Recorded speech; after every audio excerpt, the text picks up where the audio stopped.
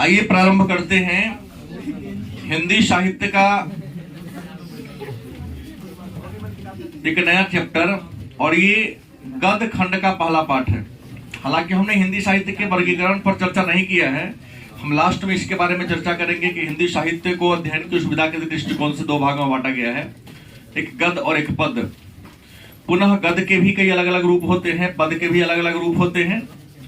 उसके बाद हम काल विभाजन के बारे में भी चर्चा आप लोगों से करेंगे कि हिंदी साहित्य के काल विभाजन पर किन किन कवियों का क्या क्या विचार है। तो आइए सबसे पहले हम गद्य खंड का मतलब कहानी खंड का जो हमारा पहला पाठ है, नाम है बातचीत। और आपको बता दें बातचीत क्या है, तो बातचीत एक निबंध है। बातचीत क्या है?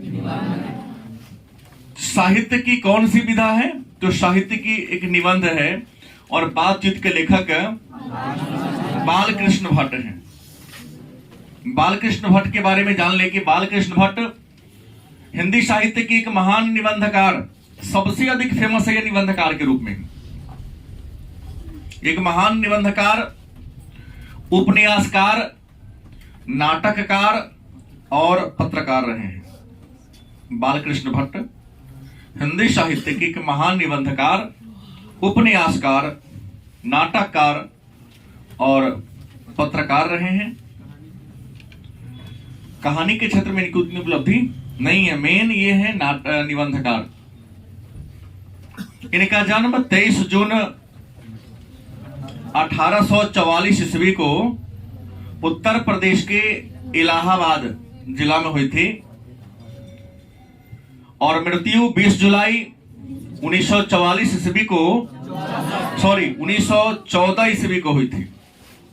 जन्म 1844 में, मृत्यु 1914 में। इनके पिता का नाम था बेनी प्रसाद भट्ट और माता का नाम था पार्वती देवी। शिक्षा पूरी करने के बाद इन्होंने कायस्थ पाठशाला इंटर कॉलेज में शिक्षक के रूप में 1888 ईस्वी में अपने जीवन की शुरुआत किया था। कायस्थ पाठशाला इंटर कॉलेज उत्तर प्रदेश के प्रयाग में ही पड़ता है। यहां इन्होंने अपने शिक्षक के रूप में जीवन की जीविका की शुरुआत किया था। इसके अलावा इन्होंने भारतेंदु हरिश्चंद्र की प्रेरणा से प्रेरित होकर, हिंदी साहित्य का पिता कहा जाता है भारतेंदु हरिश्चंद्र को, तो भारतेंदु हरिश्चंद्र से की प्रेरणा से प्रेरित होकर, उनके बातों से प्रभावित होकर हिंदी वर्धनी सभा जो प्रयाग में है, हिंदी वर्धनी सभा कहां है? प्रयाग में है। तो हिंदी वर्धनी सभा प्रयाग के तरफ से एक पत्रिका निकलती थी, नाम था प्रदीप। क्या नाम था? प्रदीप एक पत्रिका निकलती थी, और यह मासिक पत्रिका थी। इसका संपादन करने का काम किया था। इनकी प्रमुख रचना की बात कर दें तो उपन्यास के रूप में इन्होंने रहस्य कथा, नूतन ब्रह्मचारी, 100 अजान एक सुजान, गुप्त बैरी, रसातल यात्रा, उचित दक्षिणा, हमारी घड़ी और सद्भावना का अभाव बालकृष्ण भट्ट के द्वारा लिखा गया उपन्यास है। बालकृष्ण भट्ट ने अनेक सारे निबंध, नाटक लिखा। बात समझ गए? नाटक का नाम है पद्मावती, याद रखेंगे। एक है पद्मावत, मलिक मोहम्मद जायसी। कंफ्यूजन यहीं पर क्रिएट करेगा आपको, क्या जी? आपको लगेगा कहीं मात्रा मिस्टेक हुआ हो, लेकिन दोनों अलग अलग बातें हैं। पद्मावती बालकृष्ण भट्ट, और अगर आप पूछे पद्मावत मलिक मोहम्मद जायसी, तो पद्मावती कृतार्जुन्यम, वेणी संहार, शिशुपाल वध, नल दमयंती, शिक्षादान, सीता वनवास, मेघनाद वध, बृहनला, एक रोग, एक वैध, रेल का विकट खेल, बाल विवाह, ये बालकृष्ण भट्ट के द्वारा लिखा गया प्रमुख नाटक। इसके अतिरिक्त भी हैं प्रहसन, आप लोगों पर हूबहू सेट करता है, जैसा काम वैसा परिणाम। नहीं, जितना पढ़ोगे उतना ही परिणाम तुमको मिलेगा। सेट नहीं हो रहा है आप लोगों पर। पूरा काव्य खंड पढ़ा दिए, लाइन बाय लाइन पढ़ा दिया हमने जी। ऑप्शन मांगते हैं, जहां का तहां ही गेस आपने छोड़ दिया। तो याद रखो, इन्होंने लिखा था प्रहसन, जैसा काम वैसा परिणाम। काम अच्छा होगा परिणाम अच्छा होगा, काम गलत होगा परिणाम भी क्या होगा? नई रोशनी की बीश और आचार विडंबना। हिंदी साहित्य के क्षेत्र में बालकृष्ण भट्ट की उपलब्धियों को देखकर आचार्य रामचंद्र शुक्ल, जो हिंदी साहित्य के बहुत बड़े विद्वान हैं, हिंदी साहित्य में अगर काल विभाजन करने का किसी ने काम किया है तो वह आचार्य रामचंद्र शुक्ल ही। क्योंकि बीए पार्ट 1 में अगर आप हिंदी ऑनर्स पढ़ते हैं तो सबसे अच्छा अगर कोई राइटर है, जैसे मैं भी पढ़ाता हूं, तो आचार्य रामचंद्र शुक्ल की रचना ही पढ़ाता हूं। जैसे बोले ना, वीर गाथा काल या भक्ति काल या रीति काल या आदि काल, इन सबका विभाजन जो सबसे प्रामाणिक है आचार्य रामचंद्र शुक्ल का ही है। तो आचार्य रामचंद्र शुक्ल ने बालकृष्ण भट्ट को एक उपाधि दिया था, क्या? तो हिंदी साहित्य का एडिशन या स्टील। हिंदी साहित्य का एडिशन या हिंदी साहित्य का स्टील किसे कहा जाता है? तो बालकृष्ण भट्ट को। लेकिन उनको यह उपाधि, यह पदवी दिया किसने? तो आचार्य रामचंद्र शुक्ल ने दिया। तो आज के क्लास में हम लोग एक निबंध के बारे में चर्चा करेंगे, जिस निबंध का नाम है बातचीत। क्या नाम है? लेकिन थोड़ा सा मैं आपको पहले बता दूं कि हमारे पढ़ाने का थोड़ा सा तौर तरीका अलग है। हो सकता है कि आप लोगों ने कई बार हिंदी कई जगह क्लास में पढ़ा है, अंग्रेजी साहित्य के क्लास में आपको लाइन बाय लाइन पढ़ाए होंगे, लेकिन मैं वैसे नहीं पढ़ाता हूं।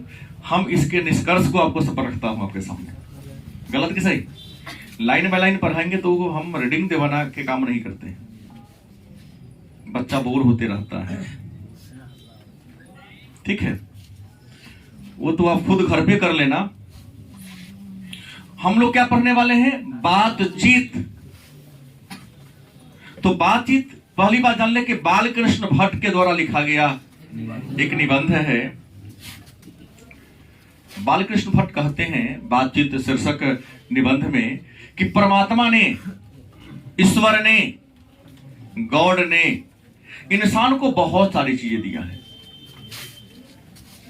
हम धरती पर जितनी भी चीज देख रहे हैं, डायरेक्ट या इनडायरेक्ट रूप से सभी चीजों को परमात्मा ने ही दिया है। इंसान ने तो उसके रंग रूप आकार प्रकार को बदला है, उसे परिष्कृत किया है। क्या जी? उसके यूटिलिटी को, उसको उपयोगिता को बढ़ाने का क्या किया है? लेकिन बालकृष्ण भट्ट कहते हैं कि इंसान को परमात्मा ने, ईश्वर ने बहुत सारी चीजें दी हैं, लेकिन उनमें सबसे ज्यादा अगर कोई महत्वपूर्ण है तो वाक्य शक्ति। वाक्य शक्ति मतलब बोलने की क्षमता, बोलने की सामर्थ्य। कभी कहते हैं परमात्मा यदि इंसान को वाक्य शक्ति नहीं देता, बोलने की सामर्थ्य नहीं देता, तो ये दुनिया जो है वह लूली गुंगी होती, लुंज पुंज होता। किसी वस्तु की तरह इंसान को जहां छोड़ दिया जाता वहीं परा का परा रहता, न उठता न बैठता, न सुनता न सुनाता। कभी किसका कहना ही है? लेकिन कभी स्वयं कहते हैं कि बातचीत जब हम और आप करते हैं तो बातचीत करने के दौरान एक इंसान दूसरे इंसान को नाज नखरा करने का मौका नहीं देता है। बातचीत के क्रम में जैसे ही आप नाच नखरा करना शुरू करते हैं, आपका मित्र वहां से उठ के चला जाता है। क्योंकि बातचीत का उद्देश्य क्या है? मन को रमाना, समय को आगे बढ़ा देना। मन में जो तकलीफ है, क्या मस्तिष्क में जो समस्याएं हैं, उसको हम बातचीत के माध्यम से बाहर निकलना चाहते हैं। कहानी नहीं है, निबंध है, याद रखेंगे बार बार। लेकिन जैसे ही कभी कहते हैं कि बातचीत में एक वक्ता होता है, एक श्रोता होता है। नाच नखरा की बात होगी, आप लोगों में कई बार मैं देखता हूं, नहीं कहता हूं जानबूझ करके, जैसे नाच नखरा होगा मित्रता टूट जाएगी, बहुत दिन तक आपसे बात नहीं होती है। अरे हम बात कुछ कर रहे हैं तो कहीं शुरू कर देता है। तो बातचीत में नाच रखना नहीं होनी चाहिए। कौन कहते हैं? हाँ, अगर है तो सामने वाला उसको मौका देता ही नहीं है, भले आप उसको महसूस नहीं करते हैं, अच्छा होगा उठ के चला जाएगा वहां से। अब बातचीत के करने का अलग अलग तौर तरीका के बारे में चर्चा कवि ने किया इस पाठ में। कवि कहते हैं घरेलू बातचीत जो होता है वो मन को रमाने के लिए होता है। घर में पुरुष सुबह होता है, नित्य क्रिया कर्म करने के बाद, नाश्ता पानी करने के बाद अपने ड्यूटी पर चला जाता है। रचना उस समय की है जब घर में टेलीविजन नहीं था, मोबाइल नहीं था। क्या जी? यह कहानी टेलीविजन रेडियो के आविष्कार के पहले की रचना है ये। तो आपको बता दें, कभी कहते हैं कि घरेलू बातचीत जो होता है वो मन को रमाने के लिए होता है। अब तो मन को रमाने के लिए टेलीविजन हो गया है, मोबाइल हो गया है, देखते रहो, इंस्टाग्राम, ट्विटर, फेसबुक, बहुत सारी चीजें हैं। लेकिन कभी कहते हैं कि घरेलू बातचीत का जो उद्देश्य होता है मन को रमाना। पुरुष काम करने चल जाएंगे, महिलाएं घर पर होगी नहीं। अगर आपस में मिलजुल कर बात नहीं करेगी तो दिन भर ऐसे ही उदास पड़ी रहेगी। मस्तिष्क में क्या होगा? डिप्रेशन का शिकार हो जाएगी, डिप्रेशन का शिकार होगी, कई प्रकार के रोग उसके मस्तिष्क में क्या होंगे? आ जाएगा, ना चाहकर भी वो रोगी हो जाएगी। इसलिए बातचीत करना चाहिए, कभी कहना ये चाहते हैं। अब है कि बातचीत का उद्देश्य क्या है? तो बातचीत का उद्देश्य सुनने वाले के मन में जोश और उत्साह पैदा करना। क्या जी? बातचीत करते हैं तो जिसको से हम बतिया रहे हैं, अपनी बातों को रख रहा हूं, उसके मन में उत्साह पैदा करना, जुनून पैदा करना, जोश पैदा करना। ताकि जोश जुनून पैदा होगा तब ना कल होकर हमसे फिर बात करेगा। अगर हमारे बात में उसको रुचि नहीं होगी, किसी प्रकार का उत्साह नहीं होगा, किसी प्रकार का आनंद नहीं आएगा, नहीं देखेगा, रह जाएगा तो फिर चाटेगा घंटा ही, आपको देखकर क्या हो जाएगा? आगे निकल जाएगा। कभी कहते हैं कि बातचीत का उद्देश्य सुनने वाले के मन में उत्साह पैदा करना। बस सुनिए, प्रश्न आ सकता है यहां से। सुनने वाले के मन में क्या पैदा करना है? उत्साह पैदा करना है, जोश पैदा करना है। कभी कहते हैं कि जीवन को मजेदार बनाने के लिए, जीवन को रोचक बनाने के लिए इंसान बातचीत करते हैं। गलती सही? इससे पहले वाला उसका आंसर स्पीच ना। हाँ, स्पीच का उद्देश्य हाँ। तो प्रश्न है कि हम आदमी अपने जीवन को मजेदार बनाने के लिए, जैसे भोजन को स्वादिष्ट बनाने के लिए नाना प्रकार के मसाला डालते हैं। कभी कहते हैं जैसे भोजन को अगर स्वादिष्ट बनाना हो, पकवान को स्वादिष्ट बनाना हो, क्या करते हैं? नाना प्रकार के, अनेकों प्रकार के क्या डालते हैं उसमें? मसाला डालते हैं। नहीं कहता 12 मसाला 13 स्वाद, सुने हैं कभी? ऐसे ही जिंदगी को मजेदार बनाने के लिए हम बात करते समय उसमें कुछ रोचकता, कुछ मिर्च मसाला क्या करते रहते हैं? डालते रहते हैं। कभी आगे कहते हैं कि बातचीत वह तरीका है, बातचीत वह माध्यम है जिसके माध्यम से इंसान के हृदय में, इंसान के मस्तिष्क में जो धुआं और मवाद होता है। यहां धुआं और मवाद का उद्देश्य मतलब है कि दुख, तकलीफ, अवसाद, उदासी, निराशा। क्या जी? बातचीत के माध्यम से इंसान के मन में, इंसान के हृदय में जो धुआं और मवाद होता है वो क्या होता है? भाप बनकर बाहर निकल जाती है। और जैसे ही वो भाप बनकर बाहर निकलेगी, आपका हृदय, आपका मन क्या हो जाएगा? हल्का हो जाएगा और नई तेज चेतना के साथ तरोताजा होकर आप किसी काम को बड़ी उत्साहपूर्वक कर लोगे। गलती की सही? लेकिन बातचीत करने का, कभी कहते हैं कि बातचीत करने का अपना मजा ही अलग है। बातचीत करने का अपना मजा ही अलग है। और कभी कहते हैं कि यदि किसी इंसान को बातचीत करने की लत लग जाए, लत लग जाए मतलब आदत लग जाए, तो अपना भारी से भारी काम को हर्जा कर देता है। हर्जा करना के बाद छोड़ दो, खाना पीना भी छोड़ देता है। 8 बजे सोने की उसकी आदत है, 2 बजे तक जगले रहेगा। मतलब वही कहा, एक लाइन में कह दिया, अगर बातचीत करने की लत इंसान को लग जाती है तो वह इंसान क्या करता है, अपना भारी से भारी काम को हर्जा कर देता है, रोक देता है और बातचीत पर लग जाता है, क्योंकि सोचता भोजन तो बाद में भी कर लेंगे ये, लेकिन बातचीत का जो आनंद है यह आनंद बाद में क्या होगा, नहीं आएगा। यह उद्देश्य मैं तो आप लोगों में खूब देखता हूं, हम थोड़ा इधर घूमे, आगे गए, पीछे गोलबंद बना लेते हैं, सोचते कि फिर 23 घंटा के बाद ही ना मिलेंगे, तो क्यों नहीं घंटा में आनंद ले लें। वरना तो पूरा जीवन पड़ा है, बात करने के लिए समय कम पड़ता है। ये लाइन सटीक आप लोगों को बैठता है, क्योंकि आप लोगों को बातचीत की क्या लग गई है, लत लग गई है। कवि कहते हैं, कवि कहते हैं कि बहुत सारे लोग, यहाँ बात केवल पढ़े लिखों की होती है, कवि थोड़ी ना जानते हैं लिखते समय कि जो 12वीं तक चला गया हिंदी लिखने नहीं आता है। सही बोल रहा हूं? विद्वान तो सबको सामने अपने जैसा सबको समझता, अच्छा सबको अच्छा समझता है, बुरा सबको बुरा समझता है। इसलिए कहा गोस्वामी तुलसीदास ने, जाकी रही भावना जैसे आप प्रभु मूरत मिलही दिन तैसी। तुम जैसा रहोगे ना, तुम्हारा जैसा विचार होगा ना, सामने वाले के बारे में तुम वही विचार रखोगे। तो ये तो विद्वान बालचित जो लिखने वाले हैं, बालकृष्ण भट्ट बड़े विद्वान थे। इन्होंने कहा कि रविंद्र क्रूसो का नाम तो आप सबने सुना होगा, उम्मीद है आज से पहले जो हिंदी नहीं पढ़ा कोई जानता भी नहीं था। आप लोगों की विद्वता की बात बोल रहा हूं। क्या जी, इन्होंने कहा कि रविंद्र क्रूसो का किस्सा बहुत पहले आप लोगों ने बचपन में ही पढ़ लिया होगा कि 16 वर्षों तक इन्होंने मानव का चेहरा देखा नहीं, इंसान का मुख देखा ही नहीं। कुत्ता बिल्ली के बीच में क्या हो गए, रह गए। गलती की सही? तो क्या वो बोल पाता था?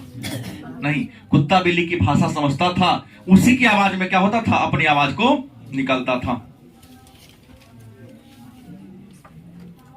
बातचीत के बारे में जॉन बेंसन एक विद्वान हैं। जॉन बेंसन का कहना है कि इंसान जब तक बोलता नहीं है तब तक उसका गुण और दोष प्रकट नहीं होता है। किसने कहा? जॉन बेंसन ने कहा कि इंसान की अच्छाई और बुराई तब तक प्रकट नहीं होती है जब तक वह अपने मुखारबिंद से खूंखार कोई शब्द नहीं बोलता है। क्योंकि बोलेगा तो पता चलेगा कि आपकी जो शब्द है कितना सारगर्भित है। नहीं, आपके मुख से निकला हुआ शब्द आपके मर्यादा को घटा भी सकती है, बढ़ा भी सकती है। गलती की सही? तब तो रहीम साहब ने कहा कि रहीमन जी हुआ बाबरी कही गई सरग पतार, आप तो कहीं भीतर गई जूती खाद कपार। नाम सुने हैं? अब्दुल रहीम खाने खाना, जो अकबर के नौरत्न थे, बैरम खान के पुत्र थे। उन्होंने कहा कि रहीमन जिह्वा बाबरी, कि जो जिह्वा हमारी है ना बाबरी के समान है, बड़ा मन चला है, कही गई सरग पता, कुछ भी बरबरा के मुंह रूपी सुरंग में चला जाता है। आप तो कहीं भीतर ही गई जूती खाद कपाल। अगर किसी को समझ में आ गया कि क्या बोला है, नीचे से निकालेगा, लतियाना शुरू कर देगा, जुतियाना शुरू कर देगा। गलत कैसे? वही कहते एडिसन ने कहा, जॉन बेंसन ने कहा सॉरी, कि इंसान जब तक बोलता नहीं उसका गुण और दोष प्रकट नहीं होता है। बात समझ गए? वो कहना चाहते हैं कि मनुष्य का साक्षात्कार इंटरव्यू बोलने से होता है।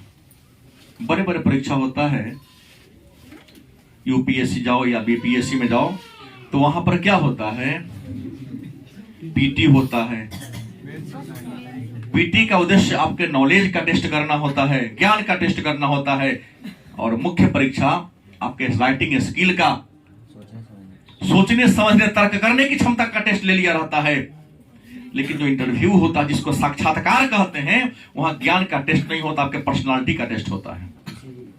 अगर मेंस में बढ़िया नंबर आ जाए तो इंटरव्यू में जाओ, हाल चाल पूछ लो, नमस्कार सलाम कर लो, सब में कहो सर नहीं आता सर हम सक्षम नहीं इसको उत्तर देने में, अभी इंटरव्यू लेने वाले की हिम्मत नहीं तुमको रिजल्ट ये कर दे, क्योंकि हमारा तुम्हारा नंबर बहुत हाई है क्या जी, कुछ ना कुछ देगा ही वो। गलत किसे? तो प्रश्न ये कहता है, कवि कहते हैं कि बोलने से ही मनुष्य के रूप का साक्षात्कार होता है, कि बोलता है तो उसके शब्द कितने गंभीर हैं। चेहरा का रंग सुंदर हो जाना, अच्छा बेल बूटा वाला कपड़ा पहनना अच्छे व्यक्तित्व की पहचान नहीं है। इंसान की आवाज, इंसान के मुख से निकलने वाले शब्द यदि सार गर्भित हो तो इंसान के व्यक्तित्व की पहचान होती है। किसने कहा? बेन जॉनसन ने कहा था। उनकी बात को बालकृष्ण भट्ट ने अपने निबंध में लिखने का काम किया। एडिसन का मत है, अपने यहां का नहीं है, यूरोपियन है, विद्वान है। एडिसन, चार्ल्स एडिसन का कहना है कि रियल बातचीत केवल दो व्यक्ति के बीच होती है। जो वास्तविक बातचीत होती है वह कितने लोगों के बीच होती है? दो लोगों के बीच होती है। क्योंकि ये कहना चाहते हैं कि जब दो लोग आपस में बात करेंगे ना, एक हम मान लो एक आप हुए, तो दिल खोलकर रख देंगे। आप अपने हृदय की सारी बात हमारे सामने रख दोगे और मैं अपने हृदय की सारी बात आपके सामने रख दूंगा। लेकिन वही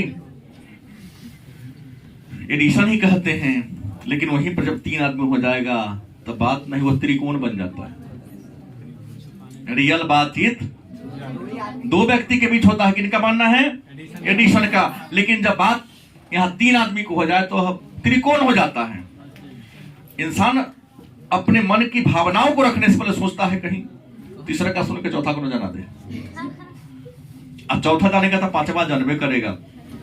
हमारी जो गोपनीयता है, तो बात तो होती है लेकिन कुछ छुपा छुपी चलने लगता है, नहीं चूहा बिल्ली की तरह खेल चलने लगता है। बोलेगा लेकिन जितना फ्रैंक दो लोग बतियाएगा उतना ये बात नहीं हो पाएगी। गलत कि सही?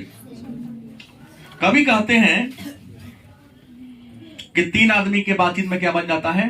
त्रिकोण। वस्तुनिष्ठ में प्रश्न आ सकता है, मैं वही वाक्य सेंटेंस बोल रहा हूं, ज्यादा महत्वपूर्ण कहानी नहीं है कि इसको रच कर बता दिया जाए। क्या है? निबंध है। कभी कहते हैं लेकिन जब बातचीत में चार आदमी समावेश हो जाए, कितने आदमी?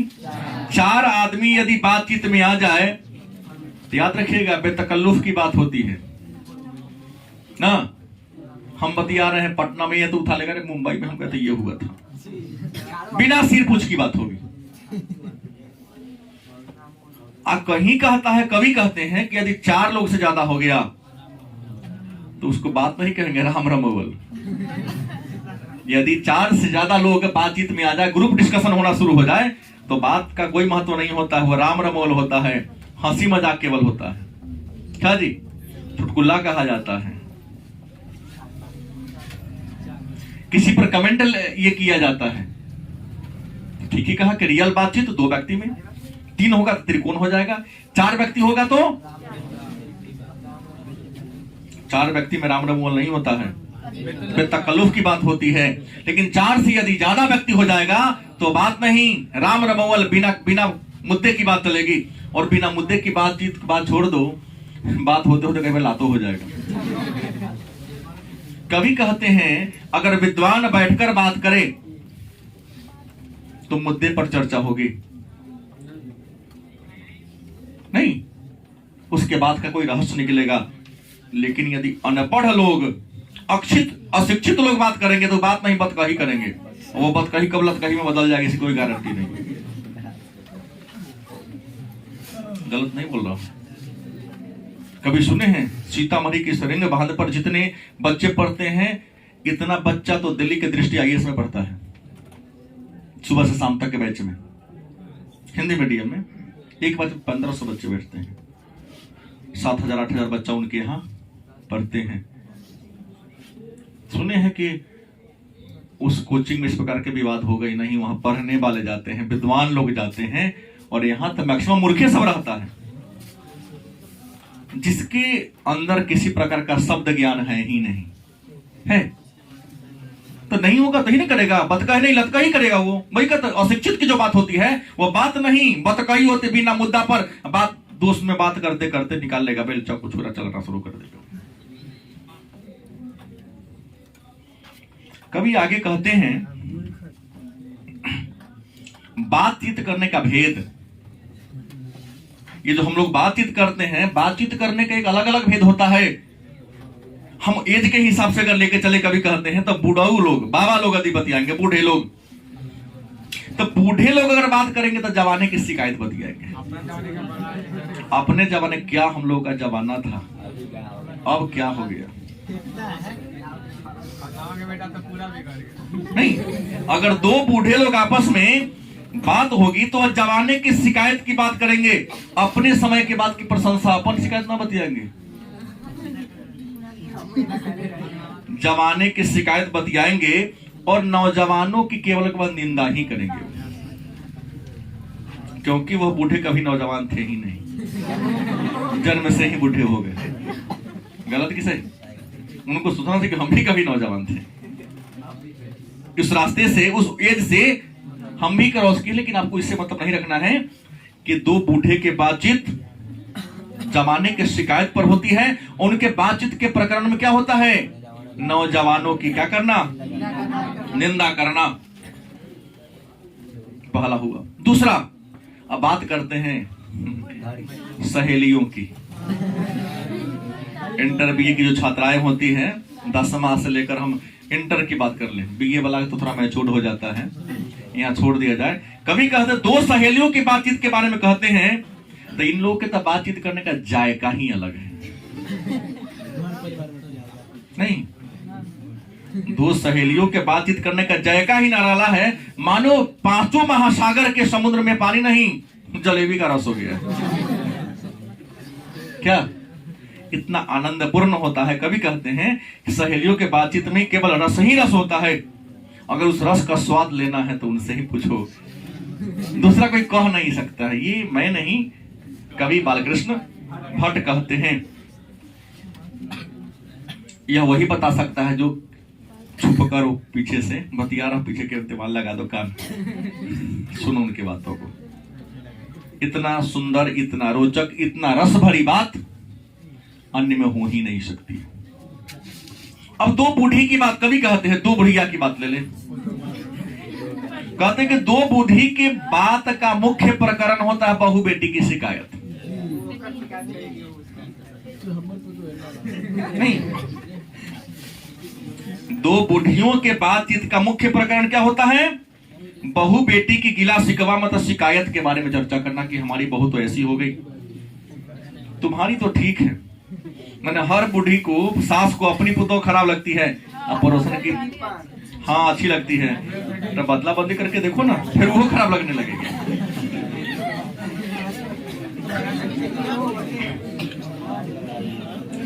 कभी कहते हैं, आप लोगों पर भी दिए हैं मुद्दा, निबंध है, सब किसी को छोड़े नहीं है। कभी कहते लड़कों के बातचीत का उद्देश्य लिखिए, लड़का लोग बतियाएगा तो अपने खिलाड़ी की बात, तो क्या सचिन खेलता था, अरे क्या राहुल द्रविड़ था, क्या रोहित शर्मा हो गया, विराट कोहली। अब सबका अपना अपना खिलाड़ी, एक फ्रेंड है, खिलाड़ी का कोई ना कोई अपना चुन लिया है कि हमारे अच्छा खिलाड़ी है। तो दो दोस्त लड़के अगर बातचीत करेंगे तो अपने अपने खिलाड़ी के बारे में चर्चा करेंगे, और शैतानी करने से भी क्या होंगे, सीधा बैठो ना, नहीं चुकेंगे। अगर खिलाड़ी को कहीं कह दिए लाठी कहाँ है रे, हमारे विराट कोहली को तो शिकायत काहे कर दिया जी, गलत सही। तो यहाँ लड़का लोग जो बतियाता है, तो जिस खेल में आपको रुचि हो, फुटबॉल में हो, हॉकी में हो, टेनिस में हो, जिस खेल में रुचि हो, कबड्डी में हो, उस खेल के अच्छे प्लेयर, सबके नजर में अच्छा नहीं हो सकता है, सबके नजर में सब अच्छा होता है, उसकी बात होगी। लेकिन कहते हैं कि उस लड़का की बात हम ले लें जो विद्यालय में पढ़ता है, ये आप लोगों पर आती है, वो तो कॉमन लड़का की बात होगी। अगर स्कूल कॉलेज के लड़के के बातचीत करने की तरीका देख लिया जाए तो अपने उस्ताद के बारे में शिकायत और प्रशंसा सहपाठी से करेगा। सुनता हूं ना, टीचर की, उस्ताद माने शिक्षक के बारे में। कभी खुद प्रशंसा तेरे गालियां देके कहेगा, सुनता हूं यहां से। अब हमको गाली देता है कि नहीं मैं तो नहीं जानता, क्योंकि हमारा जगह देवो करेगा तो उन्हें जाके गाली देगा। लेकिन यहां से बात सुनते जाता हूं, कभी कोई टीचर बंद कर दिया तो गाली देख मैं कह नहीं सकता हूं, सोचना ना दिल कहिया फिर वो गाली। हमने एक से पूछा ऐसा क्यों, तो उस टीचर भी क्लास में लेकर उगरिया देता है, तो लेकर उगरिया देता है। बात सही है क्या? हाँ, बराबरी दोस्ती का रिश्ता है। तो अपने उस्ताद की माने अपने शिक्षक की क्या करेंगे? प्रशंसा करेंगे, चाहे आलोचना करेंगे। और एक और बात, अपनी औकात को कई गुना बढ़ा के चलेंगे। तारीफ अपनी इतनी, रात नहीं खाया तो शाही पनीर बना था, टेस्टी गड़बड़ा गया। अरे कल तो सेकंड वाइफ में गए थे, खाना कल का अच्छा नहीं था, परसों के तो उसका ठीक था, कहीं नहीं गया होगा वो। हमारे पिताजी कल BMW खरीदे, अरे चाचा तो कल फॉर्च्यूनर खरीद लो। साइकिल खरीदने का औकात नहीं है, लेकिन फॉर्च्यूनर और BMW की बात करेगा। मैंने औकात को कई गुना, हाँ ये स्कूल कॉलेज के छात्र की बात करने का हाँ तौर तरीका है। मतलब औकात को कई गुना बढ़ा चढ़ा के दिखाना। कभी कहते हैं कि अगर दो चार ऐसे ही वरिष्ठ लोग आपस में मिल जाते हैं,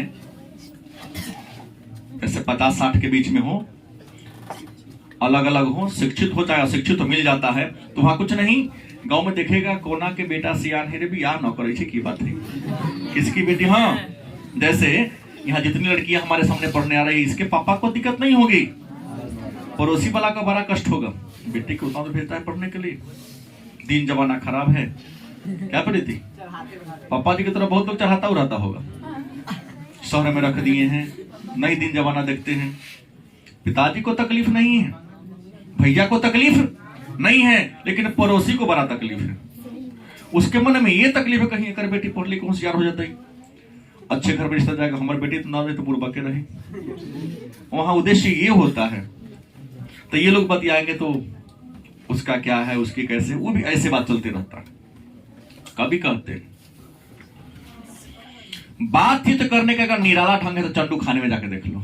चंडू खाने जहां पर लोग अफीम खाते हैं, वो एक बार अफीम का इंजेक्शन ले आया नस में, सूंघा एक बार ना, जे बाइडेन वही रहता है। अरे तो व्लादिमीर पुतिन को भी सलाह देने लगेगा, ऐसे करो ना, कोई तो 2 मिनट में ये कर देगा। कोहली कैसे खेल रहा है नहीं, वो सलाह देगा वही चंडू खाने में बैठ के, कल खेला ना, अगर हम होते तो ये करते, तू जाएगा ही नहीं तो करेगा, तो ये चंडू खाने के लिए बना हुआ है। लेकिन कभी कहते हैं कि रियल बातचीत करने का ढंग अगर किसी के पास है तो यूरोप के लोगों के पास, और यूरोप के लोगों के पास जो बातचीत करने का ढंग है उसका नाम है आर्ट ऑफ कन्वर्सेशन। क्योंकि यूरोप के लोगों में बात को रखने का तरीका काफी सुंदर है। कभी कहते हैं अगर बात देखना है तो शुष्क पंडित को देख लो। शुष्क पंडित माने ज्ञान कम है, दिखावा ज्यादा करेगा, तो कहेगा बात, शास्त्रार्थ उसको कहता है। विद्वान यदि बातचीत आपस में करता है तो उसे कहते हैं शास्त्रार्थ। क्या कहते हैं? कभी का तो शास्त्रार्थ नहीं है, मुर्गा बटर के लारे झपटा झपटी करेगा, ये गलत है। गलती किसे? जैसे आप कहा अंग्रेजी में पढ़ता, मैं प्रश्न नहीं करता हूं, लेकिन क्लास में एक अंग्रेजी के टीचर ये क्या पढ़ा के गलती कर दिया ना, या ये होगा, बोला कि हम किताब फाड़ देंगे, नहीं हुआ तो हम सुनता हूं। तो कम ज्ञानी लोगों की बात है, ये लोग शास्त्रार्थ कहते हैं, लेकिन नहीं, ये मुर्गा मुर्गी की झपटा झपटी है। ये विद्वान कभी विद्वान की आलोचना करता ही नहीं। अब विद्वान है कौन? शुष्क पंडित है, कम जो नॉलेज वाला, अधगर गगरी हाँ छल कर जाए। कभी कहते हैं ऐसे लोग मुर्गा पटर की लड़ाई झपटा झपटी करने का काम करते हैं। फिर आगे कभी कहते हैं कि यदि उम्र बातचीत कर रहा हूं, उम्र 25 साल से नीचा हो और 25 साल से, तो 25 साल से ऊपर के लोग अगर बातचीत करेंगे तो बात किसी मुद्दे पर होगा, सारगर्भित होगा, बात का कोई उद्देश्य होगा। जीवन के लक्ष्य पर बातचीत होगी। लेकिन 25 साल से नीचा की बात होगी, आप लोगों का तो दिल को बहलाने वाला। आप लोग के बातचीत का प्रकरण अपने जीवन का लक्ष्य नहीं होता है। बतियाते हैं घूम के, मेरे न रहने पर दोस्त हमको याद नहीं होती, शुरुआत होती है नहीं होती है, मनोरंजन होता है। 25 वर्ष से नीचे के लोग अगर बतियाएंगे तो उद्देश्य क्या होगा? मनोरंजन। लेकिन 25 से ऊपर के लोग अगर बात करेंगे तो उद्देश्य क्या होगा? अपने जीवन का लक्ष्य। फिर प्रश्न होगा, इतना पढ़ने के बाद एक बात नहीं बताया हमने और आपसे ने पूछा भी नहीं, सर बातचीत करने का उत्तम तरीका क्या है? तो कभी कहते हैं अवाक होकर बतियाना, नहीं एकदम शांत होकर। पहले प्रसन्न से आपकी बात को हम सुनेंगे, फिर उचित जो उसका उत्तर होगा वो जवाब। इशारों में बात करना, अवाक होकर बात करना मतलब इशारों में, कम बोलकर ही अपने मन की सारी बातों को आपके सामने रख देना। मतलब बातचीत करने का उत्तम तरीका क्या है? अवाक होकर क्या करना? बात करना। यह है बातचीत निबंध, बालकृष्ण भट्ट के द्वारा लिखा गया है। निश्चित तौर पे कुछ ना कुछ आपको समझ में आया होगा। एक बार पुस्तक को रीडिंग आपको देना पड़ेगा, ठीक है।